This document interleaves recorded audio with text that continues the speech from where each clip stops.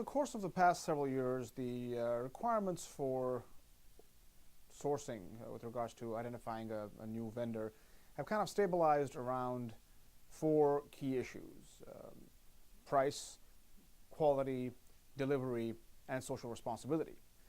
Many folks who've been doing this for a while will recognize that the first three have kind of always been there, but the rise in importance of social compliance over the past several years really has been marked by the fact that sourcing executives now really ask those questions in the same breath as they ask the price, quality, and delivery questions. So that's really what folks are looking for when evaluating potential new partners and vendors. Most manufacturers are going to have to provide some sort of objective evidence to their prospective buyers that they are indeed compliant, and typically the best way to do so will be to get an independent certification. Naturally, we strongly recommend the WRAP program for that. To prepare for it, though, to sort of see where you are with respect to what you will need to be able to show your buyer to convince them to do business with you, I always advise factory owners to look at themselves, look at their factories through the eyes of a buyer, typically a Western buyer.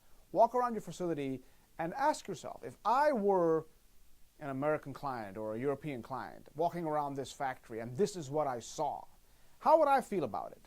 What are the areas that might bother me? What are the questions I might ask? And then you will be in a good position through this thought exercise to do a critical analysis of where your facility stands with regards to what it needs to improve on.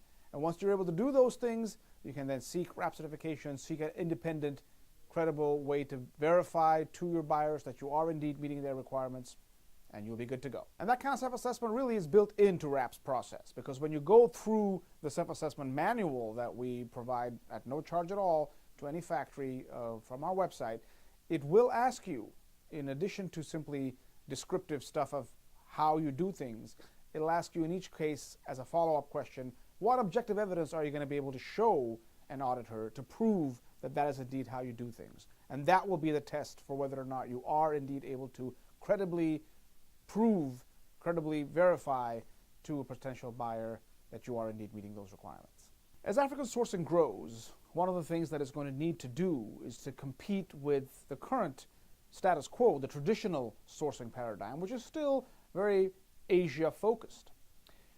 In order to compete effectively, African facilities are going to have to be able to show their buyers that they meet their requirements across all four spectrum that these questions are being asked. So you not only need to have a product that is good in price, good in quality, going to be able to deliver on time, but also being manufactured in a responsible, ethical manufacturing environment, because these are the things that buyers are using to assess factories. To compete, you're going to have to show that you're collectively a good bet as a vendor.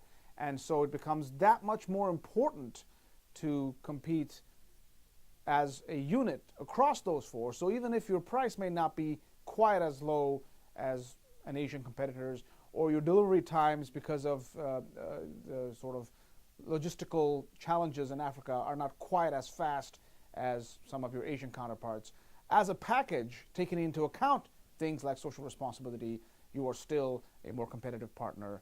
And that's why it's so essential that social compliance be factored in to your thinking as you position yourselves to compete for Western buyers. So African sourcing is in a very interesting position right now because of a variety of reasons, some having to do with renewal of AGOA for 10 years in the US, for example, and others.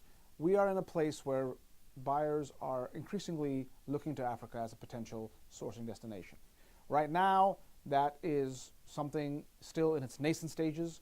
But over the next few years, if African companies can indeed position themselves as competitive alternatives to the traditional Asian sourcing markets, African sourcing really could increase significantly. I think that most folks manufacturing in Africa will realize that it's not yet positioned to take over the large volume business that some parts of Asia have become so good at. But there's so much manufacturing that is now done on a smaller scale with fast fashion and all these other factors coming in to play, that African manufacturers could very effectively and easily compete for significant portions of the market in a relatively short term, 5 years, 7 years, if they put in place the kinds of investments to ensure that they can meet buyer demands on price, quality, delivery, and social responsibility.